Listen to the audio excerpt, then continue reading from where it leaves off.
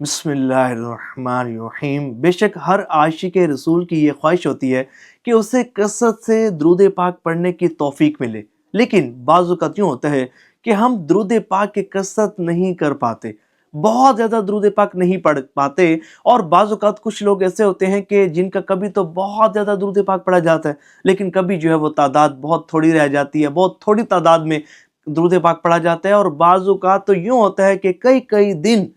درود پاک پڑھنے سے محروم ہو جاتے ہیں۔ تو ایک بڑا کمال کا نسخہ، کمال کا طریقہ، اگر آپ چاہتے ہیں نا کہ آپ کو درود شریف کی کثرت کرنے کی توفیق ملے، آپ کو بہت زیادہ درود پاک پڑھنے کا شرف حاصل ہو، اپنا تجربہ، اپنا مشاہدہ میں آپ کے ساتھ شیئر کر رہا ہوں۔ آپ میں سے بھی بہت سارے لوگ اس بات کی تائید کریں گے، میری اس بات سے اتفاق کریں گے کہ جب سے انہوں نے یہ کام شروع کیا نا، تب سے درود پاک کی کثرت میں بہت زیادہ اضافہ ہو گیا۔ درود پاک پہلے سے بہت زیادہ تعداد میں وہ پڑھنا شروع ہو گئے۔ اور وہ اہم کام بتانے سے پہلے میں آپ کو ایک خوشخبری سنا دوں کہ الحمدللہ ہمارا ایک واٹس ایپ درود شریف چینل بھی ہے،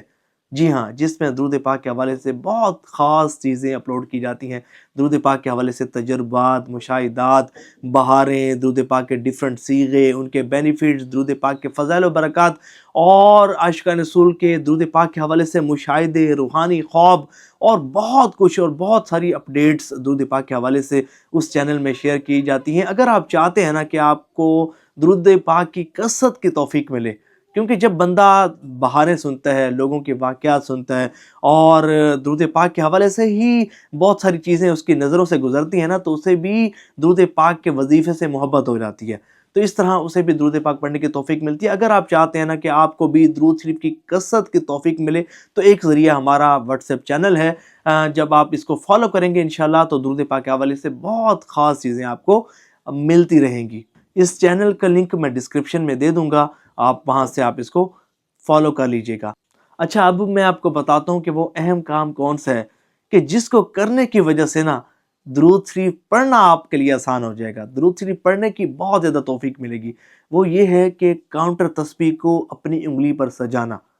یعنی کہ کوشش کریں ہر وقت کاؤنٹر تسبیح آپ کی فنگر پر موجود رہے، آپ کی انگلی پر موجود رہے۔ یہ ریمائنڈر کا کام دے گی۔ جب آپ اپنے ہاتھوں کو دیکھیں گے، اپنی ہتھیلی کو دیکھیں گے، کاؤنٹر تسبیح کو دیکھیں گے نا، تو آپ کو درود شریف پڑھنے کی توفیق مل جائے گی۔ یقین مانیں، اس میں ایک ایسا راز ہے، ایک ایسا جادو ہے کہ اگر آپ نے اس کاؤنٹر تسبیح کو اپنی انگلی پر سجا لیا نا، یقین مانیں، ایک ذہن بنا لیا کہ نہیں یار میں نے اور کچھ نہیں، آپ پڑھیں بھی نا، آپ صرف اس کو کاؤنٹر تسبیح کو صرف فنگر پر